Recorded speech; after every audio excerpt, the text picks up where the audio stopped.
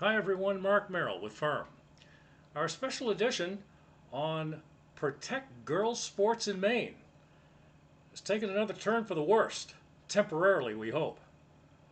As you can see, we have the wonderful cross politician, Sec'y of Bellows, pretending to be Secretary of State and running for governor at the same time. You may recall Firm pointing out more than any other news outlet that it's a conflict of interest and she should not even be Secretary of State right now, having her fingers in the pie to manipulate fantastic changes and permanent changes in protecting girls' sports in Maine and violating Title IX, which we'll get to in a moment in this special presentation, folks. As you can see, an act to designate school sports participation and facilities by sex is one by Protect Girls in Maine Sports. And this lady, for lack of giving a permanent opinion of what she really is violating Title IX federal law. She has been right along. As we go on, ladies and gentlemen, the initiated bill requires public schools and entities that govern interscholastic or competitive sports by public schools to designate athletic teams as for males, for females, or coeducational. Athletic teams designated for females must be restricted to students whose sex is female, and athletic teams designated for males must be restricted to students whose sex is male. Is that clear enough? Is that clear enough? Apparently you don't agree. You must be gay or something.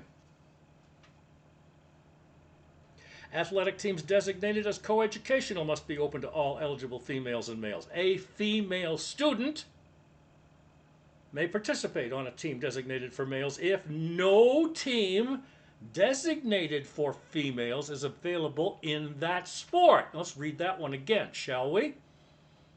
A female student may participate on a team designated for males if no team designated for females is available in that sport.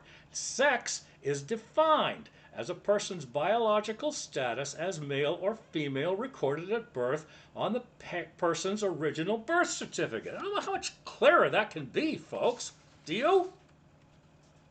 Now here's the latest, ladies and gentlemen, within the last 24 hours.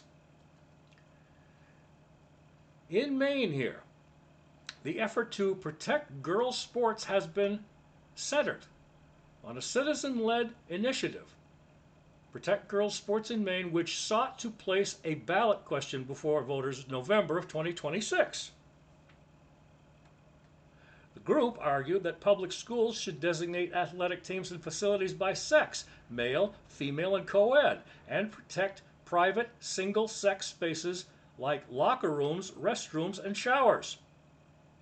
The initiative was backed by over 82,000 signatures, but just earlier this month of May, Secretary of State Bellows here ruled that that was ineligible for the ballot, that initiative, after finding that more than 12,500 signatures were invalid. Seems to me, ladies and gentlemen, here at Firm, Fairness in Reporting Media, she's lying and is coerced and forced outside sources to make things happen her way. Or maybe for, shall we say, the likes of Planned Parenthood, LGBTQ, special rights in the state, among others.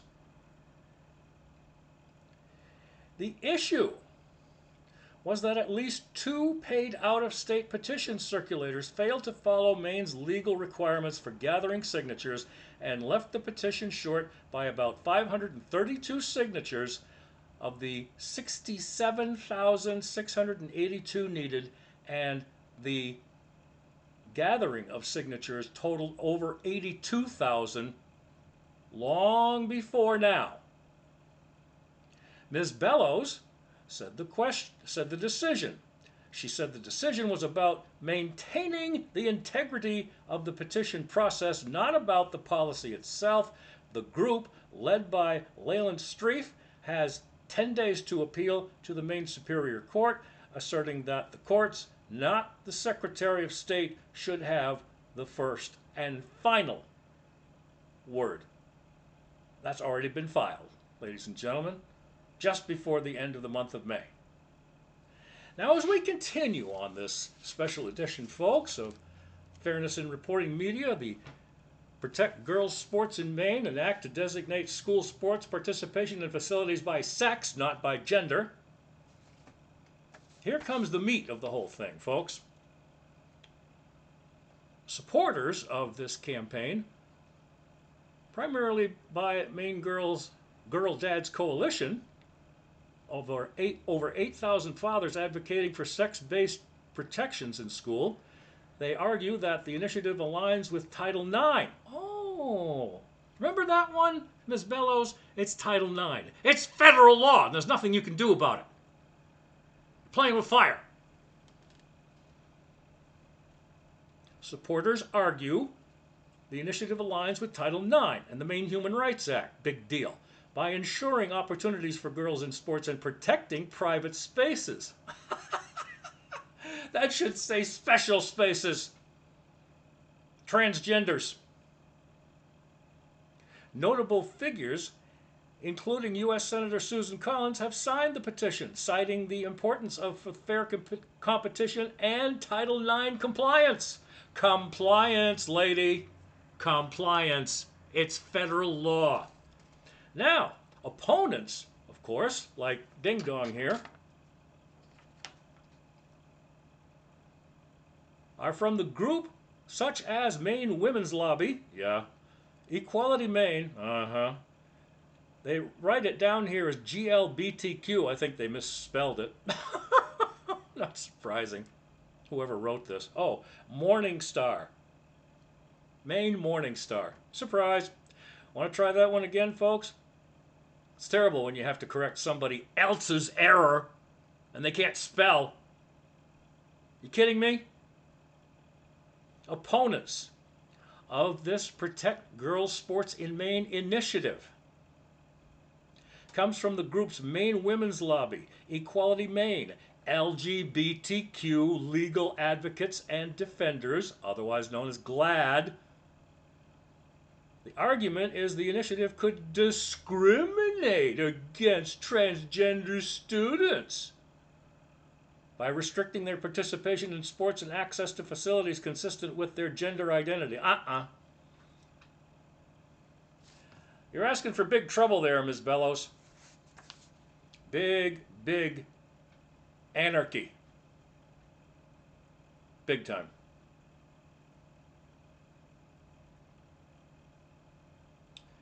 And one final thing, folks. Maine schools should prioritize biological sex, they say, or gender identity in athletics and private spaces. While the initiative does not explicitly ban transgender students from sports, it restricts participation in teams and facilities aligned with their gender identity, which is currently protected under state law. The Maine Human Rights Act. Guess what? It's not Title IX federal law. It is not. Why?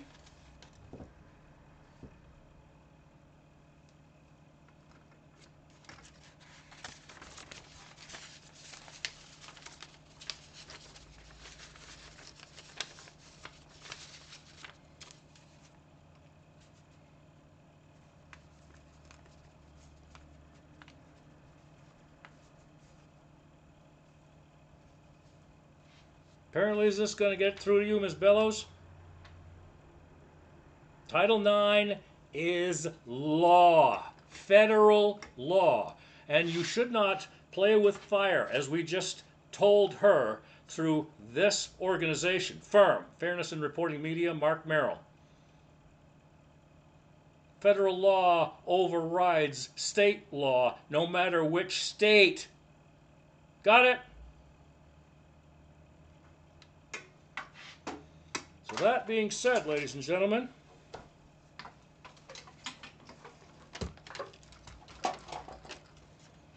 as always, right here, we are always for you, for the Constitution, the Bill of Rights, the First Amendment, defender of the First Amendment, all the Bill of Rights, 1 through 10. Truth, facts, reality, and common sense. Get in touch with us anytime here, folks, right here. Fairness in Reporting Media at gmail.com, fairnessandreportingmedia@gmail.com. We're on Substack, X, and YouTube, 24 hours a day, 7 days a week. Questions? We'll leave some links for you to contact Protect Girls Sports in Maine, and someone there can talk to you a little bit further, legally speaking, I'm sure, as to what the next step is and how long this will take in Maine Superior Court. But that's where it's headed next, folks. There's plenty of time. I know it's coming up on the beginning of the month of June. We can still get this done, ladies and gentlemen, and we can get this done so that we can protect girls in sports, biologically speaking, without any transgenders whatsoever. And maybe, on a separate case, we can look at getting Sec'y Bellows thrown out for violation of conflict of interest. Prancing around the state of Maine like she owns everybody here and she knows the law when she doesn't. She's flatulating, cursing, and trying to destroy the constitutional law in this state, and she damn well knows it. Pray, folks, that this goes through and that we get this on this year's ballot and not have to wait another 12 months before it gets there. For Firm, I'm Mark Merrill. Prayers and peace to all.